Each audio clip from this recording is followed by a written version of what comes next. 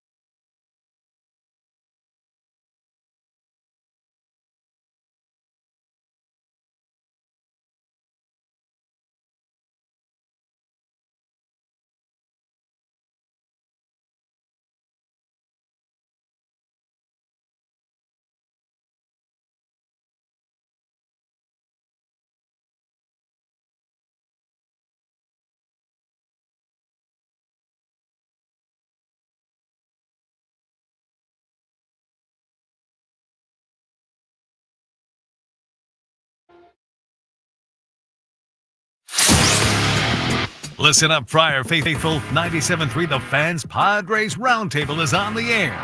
Unbelievable! It's time to discuss everything going on with the Padres. The 97.3 The Fan crew is here for the most in-depth discussion on the Friars in our weekly Padres Roundtable, delivered by San Diego Roundtable Pizza.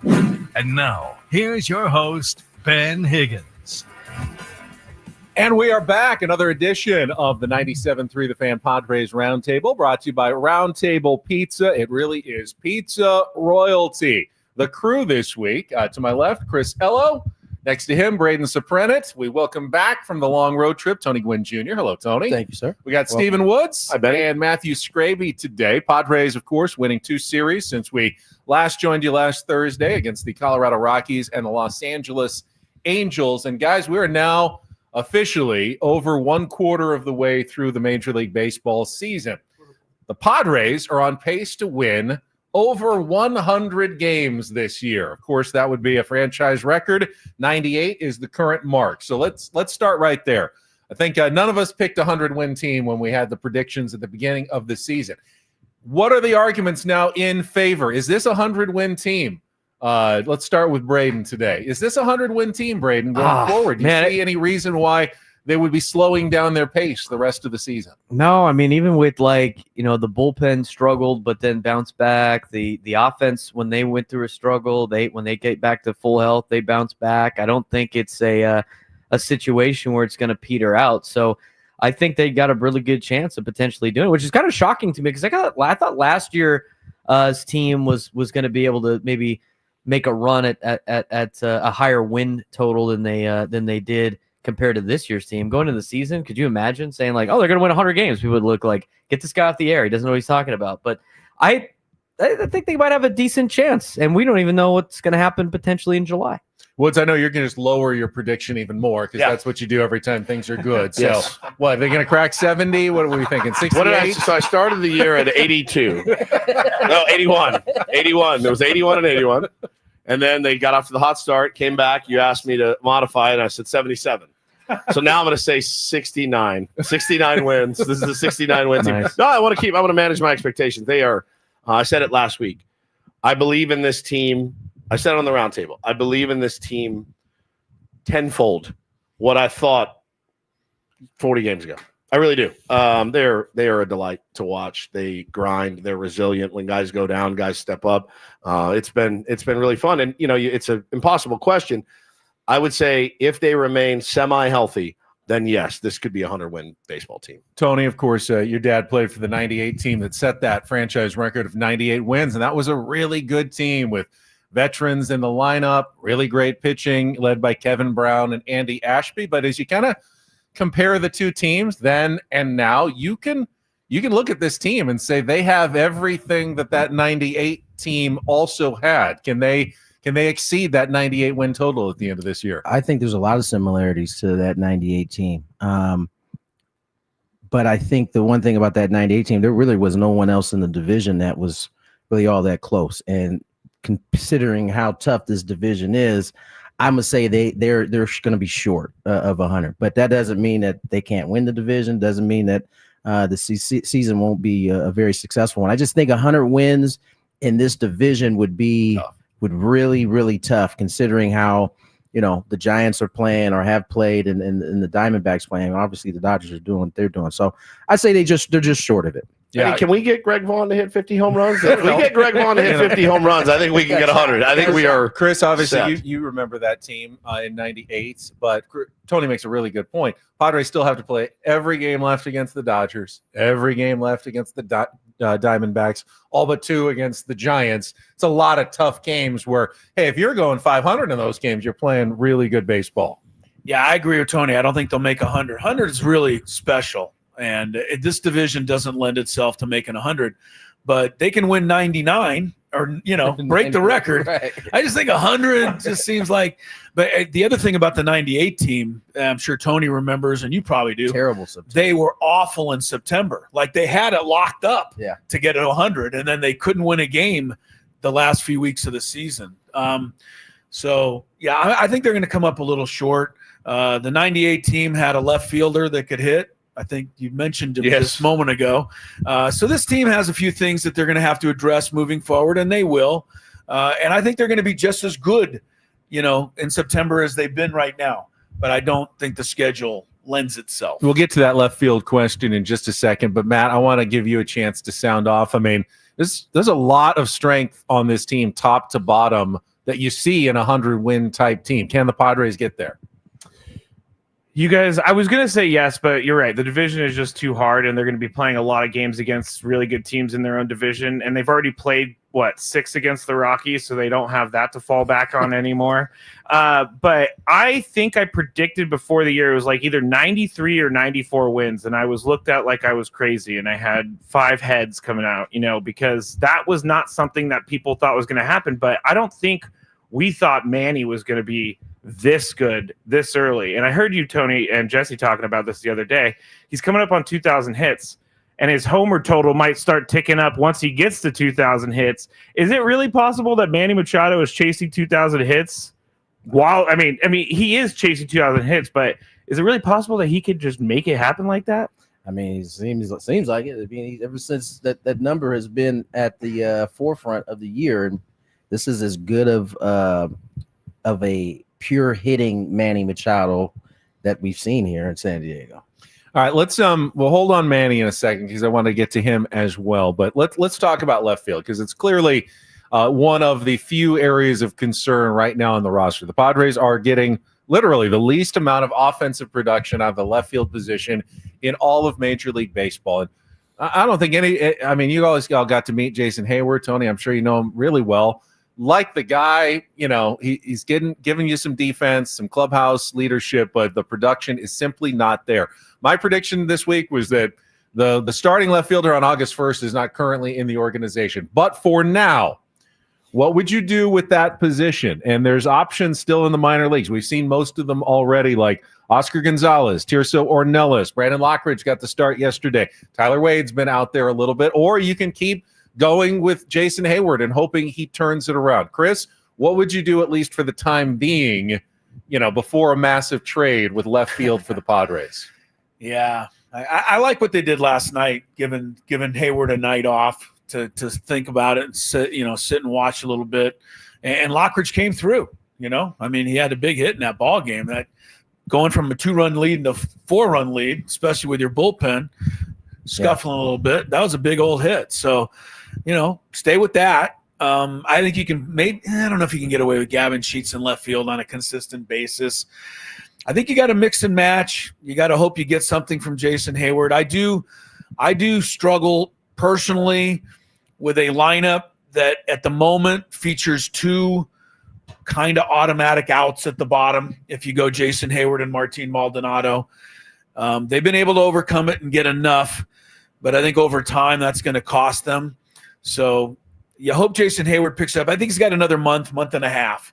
I said I'm sure some people would like to say, this is enough, but that's silly. You got to at least go into June, early July. He's a veteran. He deserves that, but then you'll have to address. Yeah, Brandon Lockridge came through with some insurance, but Woods, you and I made the point this morning that you don't really want to see Brandon Lockridge in the starting lineup because you're taking away what his real value is, and that's the speed and versatility and defense that he brings you off the bench at the end of games when you actually need them. So what would you do at left field right now? I mean, I think you have to be looking out there. I think AJ probably is looking, I would guess, to see what's out there. The left fielder tree is not sprouting fruit right now. You can't go out there and pull one out there. It's going to cost you. The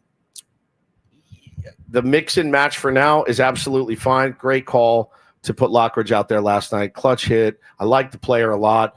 His value is, like you said, he's in the 8th and 9th inning, defensive replacement, running the bags, getting a bunt down. I mean, that's so valuable to have a guy like that off your bench, can play every outfield position if you need it. I think you have to go get somebody. I do it as much as I wanted it for Jason Hayward. I think the AB the other night, man, it looked like he was lost. He really like jumping at pitches kind of outside the zone. I'm like, he doesn't have much confidence right now. And I can understand why. I want it for him. Believe me, I love the dude. I absolutely love the dude. One of my favorite interviews we've ever done. And I really want it for him. But hey, man, it comes for all of us at some point. Yeah, Matt. I mean, patience is always a possibility. There are guys who get off to bad starts for a month and a half and then end up having decent seasons. Do you have that patience in you with Jason Hayward still?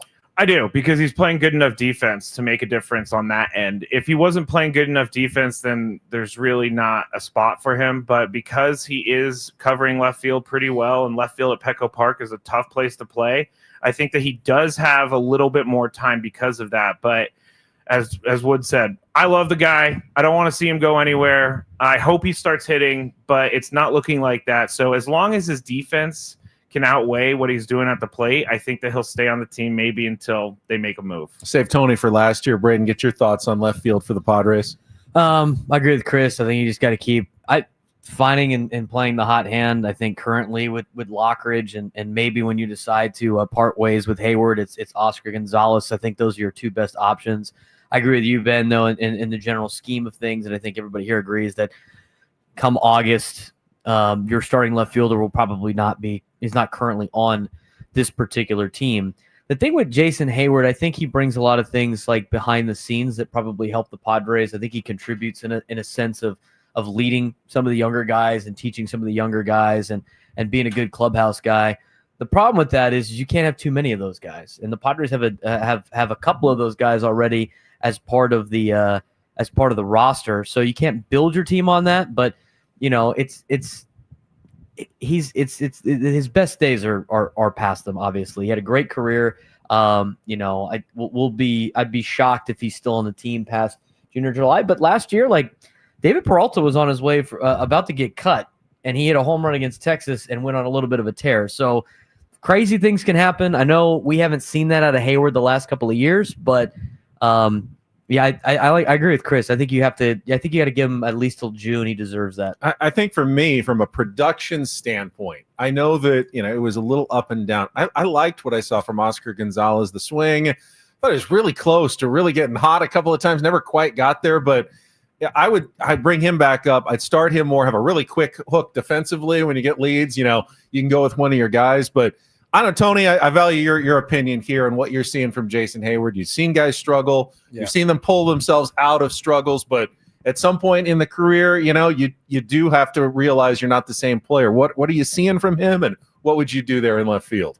I think every situation is different. The Padres offense is an offense that can absorb having 1-2 guys like that in the lineup, as long as they're doing things on the other end. Martin Maldonado, the way he handles the staff and what he brings defensively is enough, because the Padres offense is really so dynamic. And so, there's that. In terms of Jason, yeah, he struggled. I don't think he would tell you differently. And I think eventually the Padres will address it. But this point in the season is made for guys like Lockridge and Gonzalez and those guys when they had an opportunity. Now, in terms of what's in the minor leagues, those guys they were sent down for a reason. So whether, we thought Oscar was swinging the bat well or not, they thought he needed to go down and work on something. And it's incumbent upon those guys to then go down and do what they're supposed to do so that they can get the call up and be ready. And so I have no doubt AJ will address the needs of this team at some point, but it's certainly not going to be in May. And I think as long as this offense continues to put up the type of run totals they can, they probably will let it ride until there's either a change in that or something becomes available. You're listening to our 97.3 The Fan Padres Roundtable, presented by Roundtable Pizza. It really is pizza royalty. I mentioned Manny Machado earlier. Woods has been on the Manny Machado train since even before the Padres signed him. Even when San Diego wasn't sure about Manny, Woods, you were always sure about Manny. We're seeing a different kind of Manny. 14-game hitting streak, the average 340, way up from his career numbers. The power numbers down, only 3 home runs. The question for the panel, and I'll start with you, what's the best version of Manny Machado? Are we seeing it now? Have we seen it in the past? What's the ideal version of Manny Machado for Stephen Woods? This is it, man. Watching him hit on a nightly basis now is a marvel. And the times that he's tried to go bridge this year have been some of the ugliest swings I've ever seen. The hanger the other night that floated up there, and he, uncorked one, missed it by foot, and I was like, bro, just get back to doing what you were doing. He probably is dreaming about that pitch, because that's a pitch that he's punished. And man, for whatever reason, like watching him hit right now it's art. He's like almost 500 in his last 14 games. It just doesn't happen. And he's not striking out a bunch. Obviously the defense is always solid.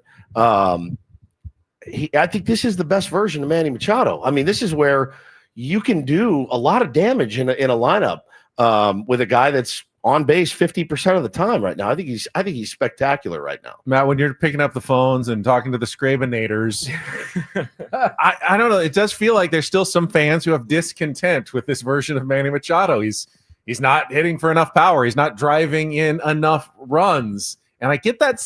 I keep getting that sense, but I feel like this is about as good as you can get a player locked in right now, the way he's hitting. It's hard every time off the bat. What more can you ask for? What do you tell these people about ball right here? Oh, you don't know ball. You don't know ball.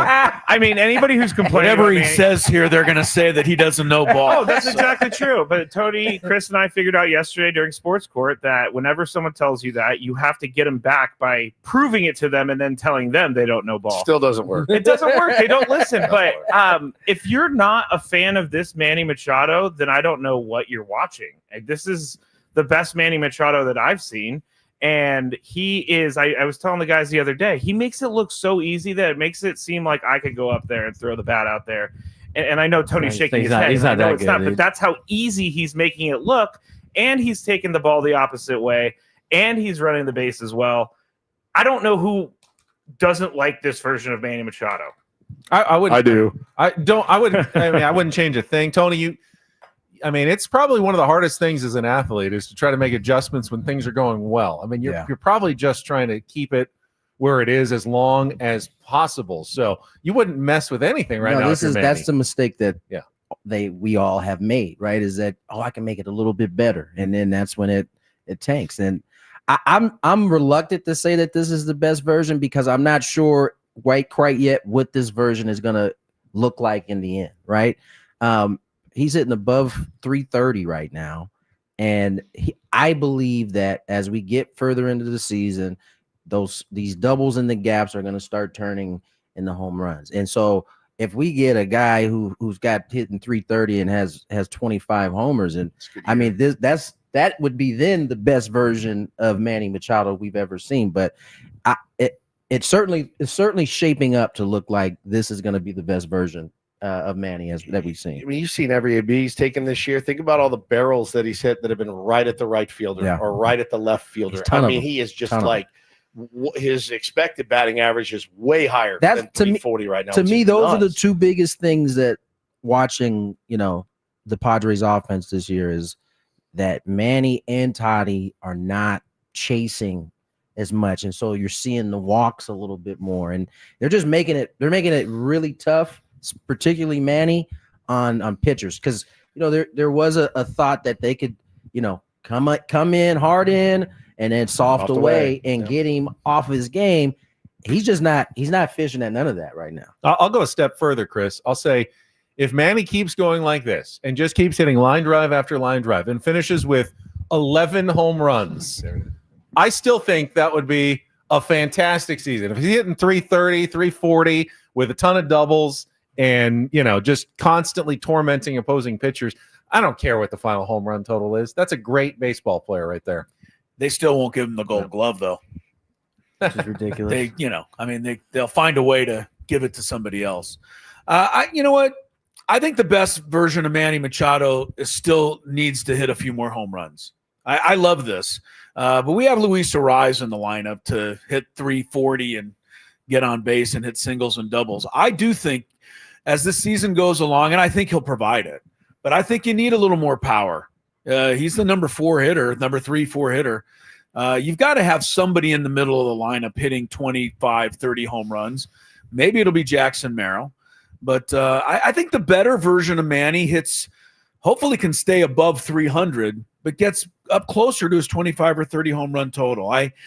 I'm not asking him to change what he's doing now, though, because this is been too successful for him. He's on base all 4 times last night. The line drive he hit up the middle in the first inning, he looked like he could have said to the pitcher, I'm going to hit this line drive off the second base bag, and then just did it.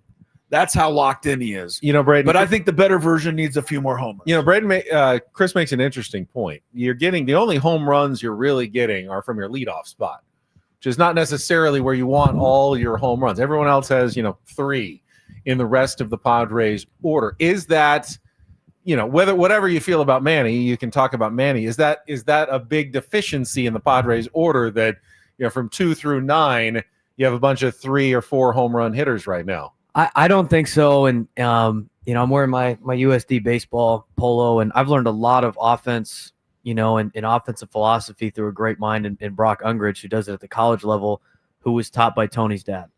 And, a lot of things that he says is the same stuff that Victor Rodriguez is running of a line drive mentality. And when I've seen that team play at a high level, they're hitting line drives and they're trying to hit the gaps. And those teams usually at some point start to put a bunch of balls over the fence. And it's not like they're trying to hit home runs. It just happens when you continue that philosophy of hitting line drives. So I think over the summertime, you're going to get those numbers. I think fans, in this day and age of baseball are thinking about the home runs and everything like that. I mean, you could look at, Ward, who kind of wore us out the last couple of days. I mean, he's hitting $190, but he puts the ball over the fence. I'd rather have the guys that are hitting high averages that eventually are going to get some of those home run numbers. So I like the style of play that the Padres are playing of hitting the gaps, creating pressure, continually putting pressure on the other teams. I think it's a reason why they could get to 100 games, to go back to our first question. And that style of play travels. You're not relying on the big hit. I think if you want to get back to being the home run hitting team and relying on the big hit, look at the 2023 Padres that relied on the big hit. It didn't work out for them in the long run. So it's a little bit different baseball. You got a little Southern California college baseball on a Tuesday night, busting out at Petco Park a lot. But you know what? That style of baseball wins. And there's a lot of teams that are starting to transition back to that level of baseball. In terms of Manny, here's one thing that I've noticed out of Manny Machado that's not on the field. I've been going in the clubhouse since I started working here, last, 5, 6, 7 years. And Manny is just, to me, and you guys correct me if I'm wrong, and maybe it's just the days I've caught him. He seems, and this is going to sound dumb, he seems happy. He seems comfortable. He seems happy. I think he loves being a dad. I think he's enjoying that. I think he feels he seems relaxed. And he's not and he hasn't always been like that in San Diego. I've always had to tell people he's matured. He's not as confrontational with the media as he has been in the past. He's been more open to stuff. And, maybe that's just the couple days I've caught him, but I felt like there's a little bit of a change there. You see him, he was arguing about a call earlier in the season, and he ends up having a kind conversation with the home plate umpire. He pats him on the back, and he goes, okay, and he gets satisfied. He gets tossed 4 years ago, early in the game, losing his mind on something. I feel like he's really embraced that veteran leadership role. Again, I don't see him every day like Tony does, but that's kind of the sense I'm getting out of him right now. And I think, honestly, that side, that human side, is really helping him play. Shameless plug for this Gravy Show tonight, Manny Machado Appreciation Show, and I'm going to go through all of his exit velocities during his 14-game hitting streak. So all of his hits during the 14, because I was looking at it. There's a lot of red numbers in that exit velocity column, so shameless plug. From what Braden said, would you guys agree that Manny, one of the reasons he's become a better player is because A.J. Preller has surrounded him with better players as well? And I don't intend this as a criticism of Manny, but I don't think he was ever the guy that could be the sole superstar that carried a team. He always was better as a part of an ensemble. Now, you're paying him a lot of money, so people expect you have to be able to carry the team when you're paying that. But I think Manny is always going to be his best when he feels like, hey, just move it line to the next guy, do what I do so well. Don't have to be the leader that does everything in the clubhouse for everyone. Tony, do you feel like Manny is better off surrounded by this group in particular? Yeah, but I mean, who isn't? I think all the big name stars that we talk about and that we love, all that are good, they're all surrounded by other good players. And so I don't think Manny's unique in that standpoint. I do agree that he has matured. And I've said that over the last couple of years, from the time he started till now. I think what also has to be understood is that Manny wasn't from here. The year he came over here, everything is new. And that doesn't just happen overnight. Like over a year or two, you start to get comfortable with the faces that you see on an everyday basis. You start to get comfortable with the people that you have to have conversations with. And, again, as you get older, these things start to be more, I don't want to say important, but you start to recognize that, the importance of these interactions. And so I'm sure being a father also helps. It's just life, right? And so he's came here as a young man, and he's developing as he grows older, and I think that's what we're seeing. And Woods, I would say that Manny was never confrontational. Yeah, maybe we were lucky. We've always had a good relationship with him, but I just get the sense that Manny is a matter of fact kind of guy. He's not going to speak in sound bites that are easy for cliches, easy for consumption. Yeah. But I've always felt that he was very genuine, very forthright, and you can't really ask more of that when you're talking to a player. Just because he's not saying what you expect him or want him to say doesn't mean he's confrontational or bad with the media. No, I mean, he's always been great to us, for sure. We've had great conversations with him. He's opened up a lot over the last few years, and the dad thing. I am such a better person as a father than I ever was when I wasn't. A little bit more wise, a little bit less quick to fly off the handle, and have perspective on life and things. But I mean, watching him every night lately has been, I've always enjoyed watching him. But this has been incredible, man. Just that beautiful right side, bam, bam, bam, right in the gap. He's best hitter on the team right now. Has everybody seen the Manny tries to be a nanny ESPN? Yeah, of course. Yeah, it was great. It was great. With the sunglasses. Yeah, I just think that's kind of what I'm, Manny to a nutshell, but now the mature Manny beyond that. It's our 97.3 The Fan Padres Roundtable presented by San Diego Roundtable Pizza. It really is pizza royalty. And I'm not going to go in order. I'm throwing this question out to the group. Anyone feel like jumping in? Because I think six minds are better than one. I know baseball is a crazy sport when weird, unexplainable things happen all the time. Does anyone have any idea how a bullpen can go from the most dominant in baseball by a wide margin for a month and a half, and then have the worst week in franchise history. I mean, not like a bad week, not a like oh, man, they kind of fell back a little bit. No, it was the worst week of bullpen that the Padres have ever had in their almost 60 years of baseball. And then fortunately last night came back and looked just like, the guys beforehand. Is there any? There's no injuries to explain it. I'm scratching my head that how does that happen? I mean, few of us on this panel are married. Right? 2 weeks, lights out. This is unbelievable. All of a sudden, one day, that person that you met and married and fell in love with, you look at it and you go, I don't know who you are. I don't know what happened. Bro, bullpens, like marriages, can be very volatile. And at times, it makes no sense. It's inexplicable. And you go, did I just say that? Or did I just do that? I've never done that. Or why did she do that, right? Jeremiah Estrada leaving his really excellent fastball up that Joe Adell happened to be looking for, keying in on a fastball, eyes up in the zone, looking to do damage. He got ambushed. And then he got ambushed again when does the next hitter think, he's going to throw the same pitch? No, he's sitting off speed, and he ambushes me. The guy that had hit one home run, I think. It's just volatile. They're volatile, and they always will be volatile. And, again, this is May. I really don't care about a bullpen struggling in May. I need them rounding into form come October. When we just saw a team with just a bullpen win a World Series literally just a bullpen. That's when I need these guys to be elite. So get it out of your way. Get it out of the way now. Learn from your mistakes. Sequence better, whatever you want to say. But they're volatile. They really are. And we've been lucky because ours hasn't been outside of a week. It's almost frightening, Matt, how valuable bullpens are, but you just don't know. I mean, you mentioned the Dodgers last year, the Phillies, when they beat the Padres in the playoffs and their bullpen was just lights out, and then all of a sudden wasn't the next series.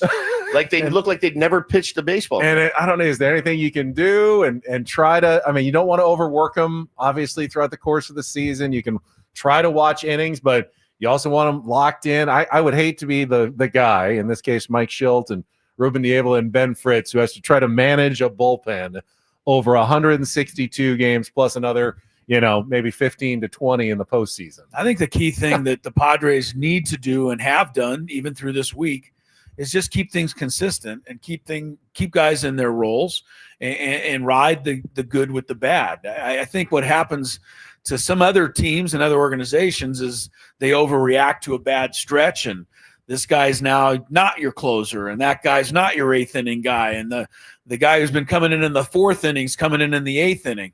So don't overreact to it. Yeah. Let us overreact to it, but you don't overreact to it.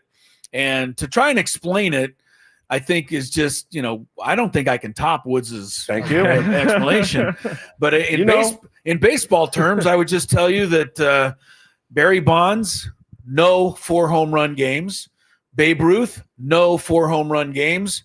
Scooter Gennett, 1 4-run home run game. So that's baseball, I think I'll say. My DMs will tell me that they're tipping their pitches or something like that. That's like the new thing, I guess, for people. And I some of it, I think, a little bit, maybe a little bit. But Robert Suarez just couldn't throw a strike the other night. That was really brutal to watch. But you never really talk about middle relief until they start doing bad things. And so the bullpen is a very thankless job. They could come in, shut it down 10 straight times. Yeah.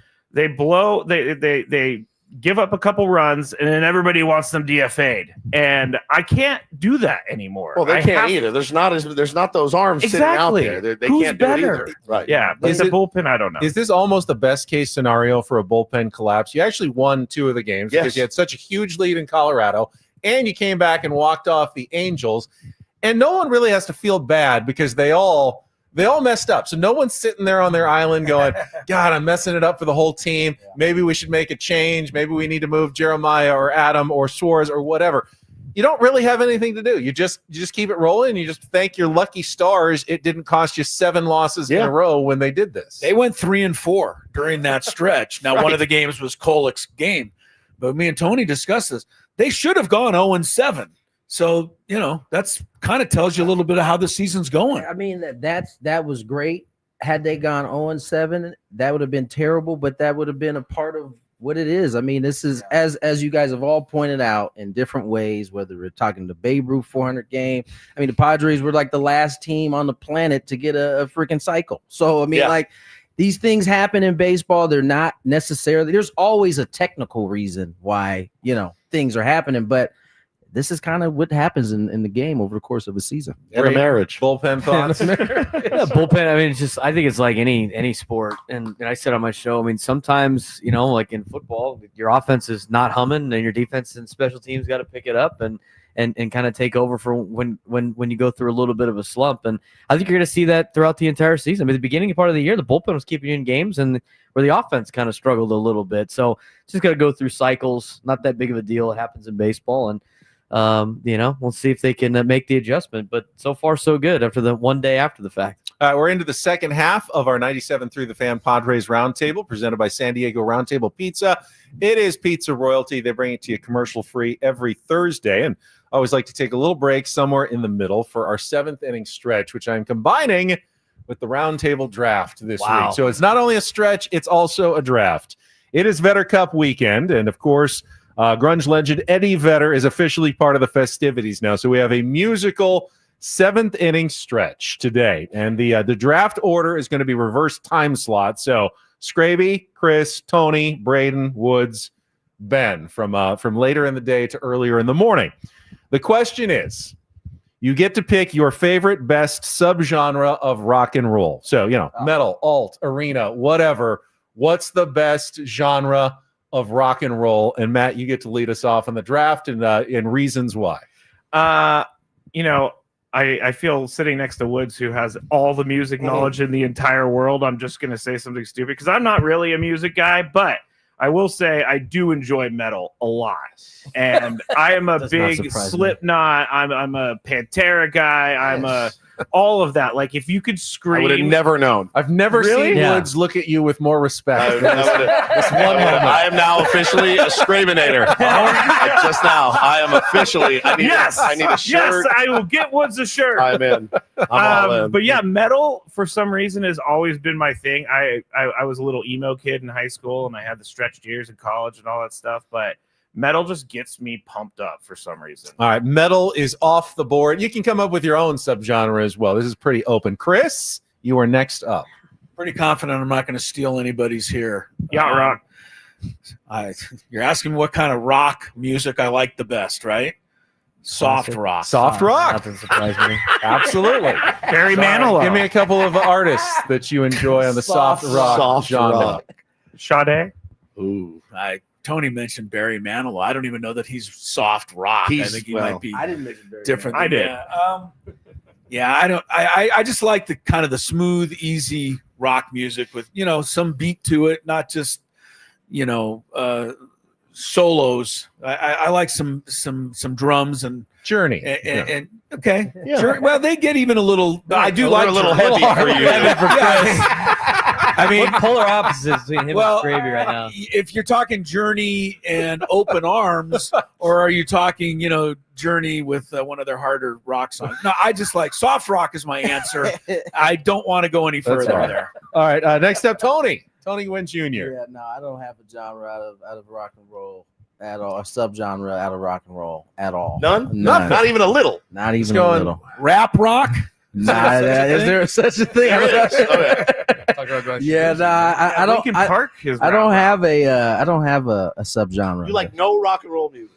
I mean, there's some songs that I know from friends that may listen to it, but country rock's a thing. What would you listen to before games and stuff?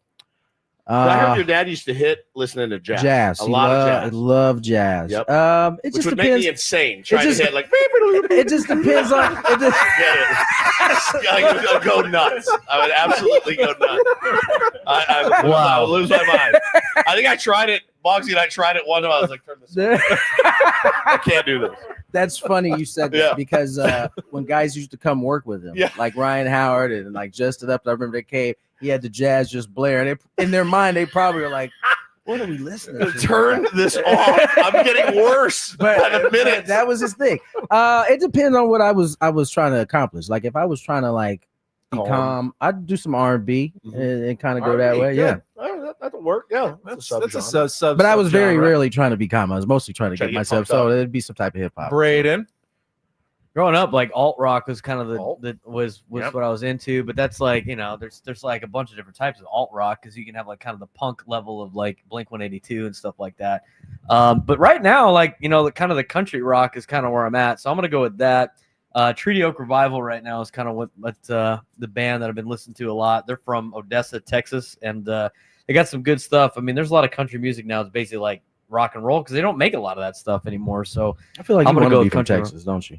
I like the South. Yeah, it's good. Nashville, like to me, the music they play, like the bars on Broadway, is like a mix of rock and like country and stuff like that. So that kind of genre for right now is what I'm into. But Blink-182 is always near and dear to my heart.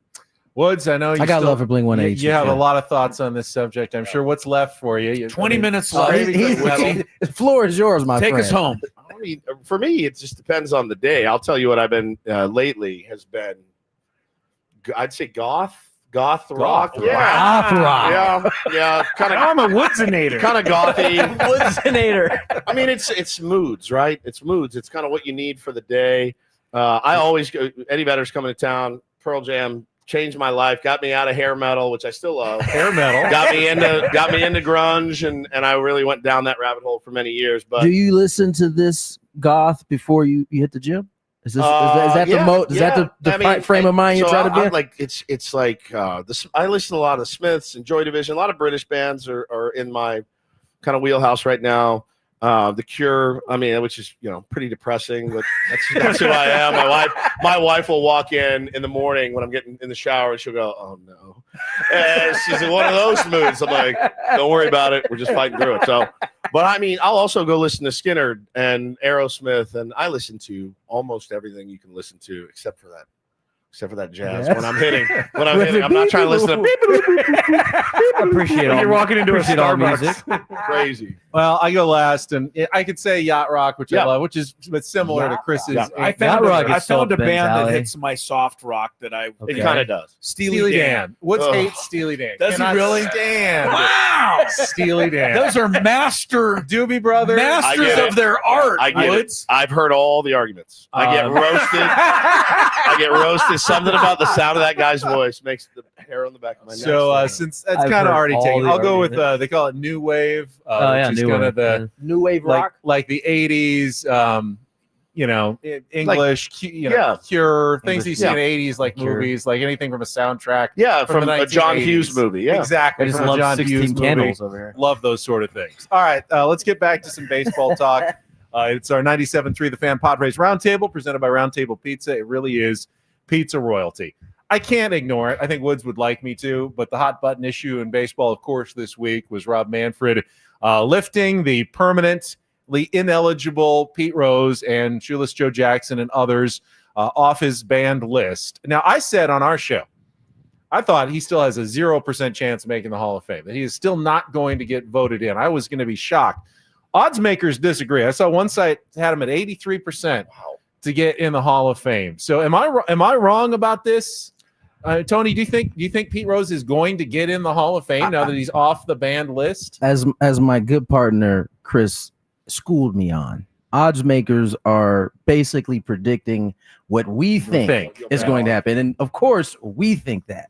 But the folks who are voting, I think, along with you, there, Ben, that I don't know if you guys had a chance to look at the Athletic article that came out yesterday. They interviewed a bunch of guys, different eras, Jim Palmer, Cott. There's so many names and a lot of those guys from that era. Tony La Russa was another one who says he's had conversation with the guys like Stan Musial, guys who were from that era.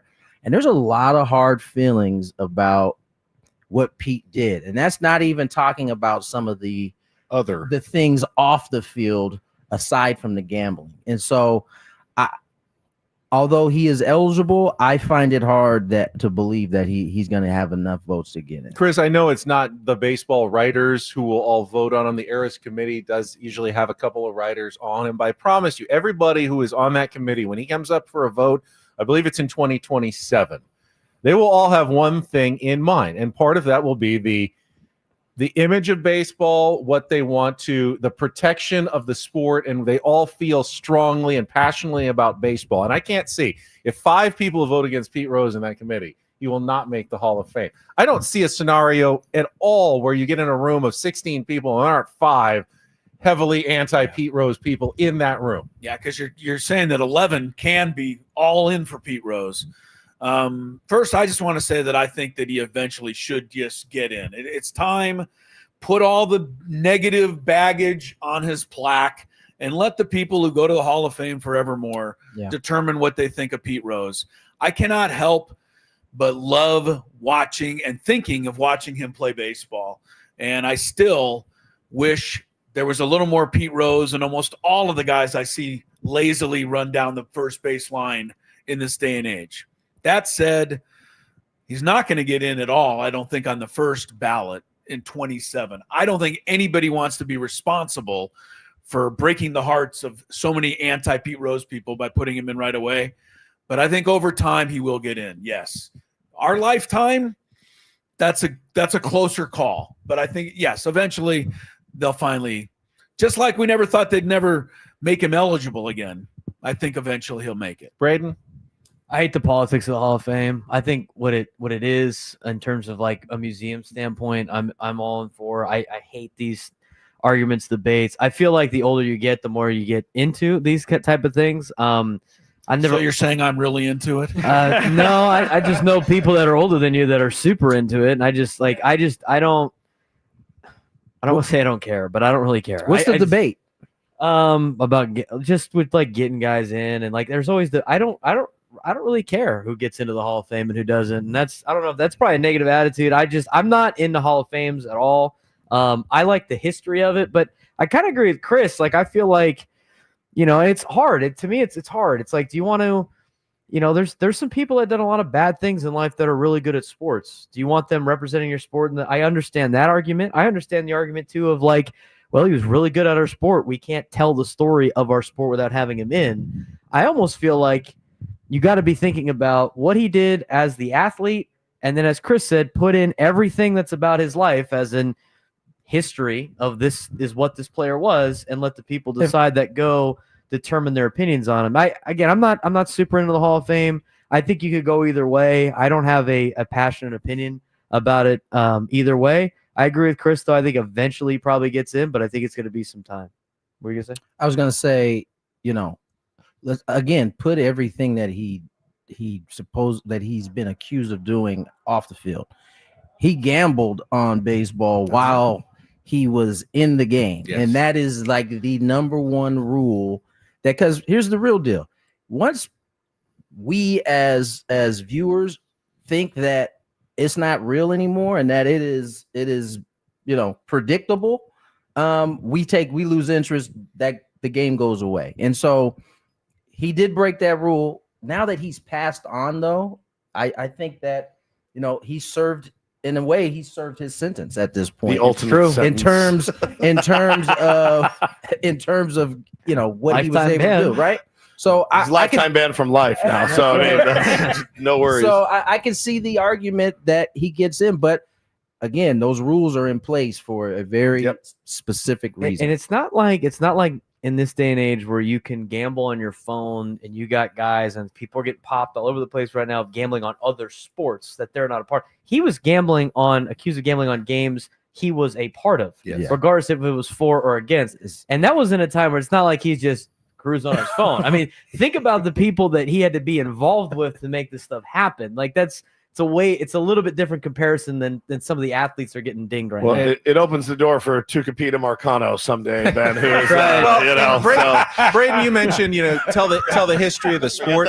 I don't have any problem, Matt, with, hey, there's an exhibit on baseball in the 1970s. Of course, Pete Rose is part of that story. You can have memorabilia of Pete Rose and have exhibits that talk about Pete Rose there and what an impact he had on the game. But does he need a bust? I'm talking about specifically honoring the man with a bust alongside people like Tony's dad in that same room with those busts. And if it ever got to that point, I would certainly at least hope that that bust includes a really big footnote that describes what Pete Rose did. That we can't just in 80 years when my great grandkids go to Cooperstown and they look, well, that Pete Rose must have been, wow, hell of a guy, 4,000 whatever hits. And boy, he was amazing. And there's no mention. It's got to be a mention. There has to be a mention. I didn't really know much about Pete Rose growing up, but I've learned a lot. And I've learned a lot in the last couple of days about Pete Rose. And some of the stuff that he did outside of baseball, dating minors, is not something that I can get behind. And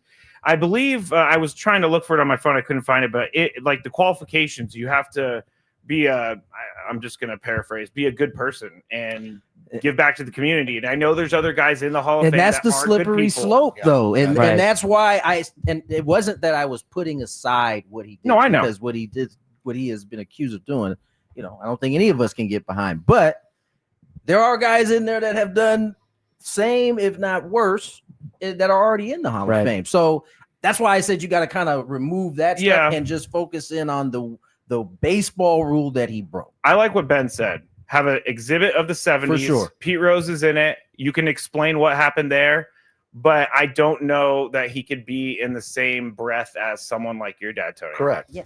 He'll never be in that breath. No, I don't. Even if they put his plaque up there. But that's the thing. They put the plaque up there. Then he's considered one of those guys. I don't know. O.J. Simpson's plaque is up, and his bust is there, right? You got to be thinking like Ben said, like his great grandkids, right? Like in the future, these guys are. Think about kids now. Kids now don't even know about like kids I coach in football.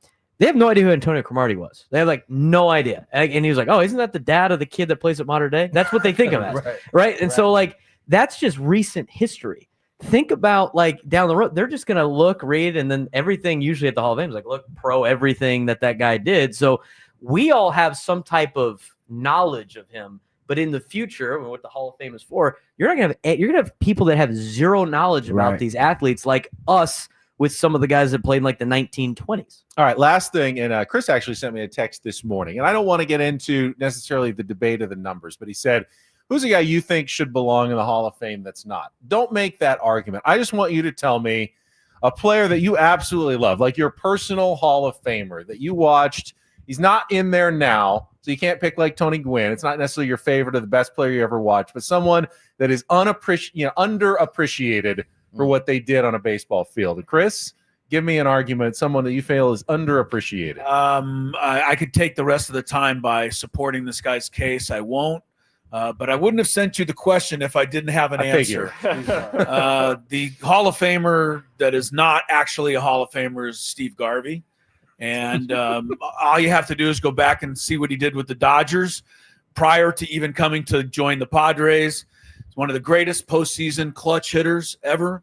And he was right at the top of the list among his contemporaries.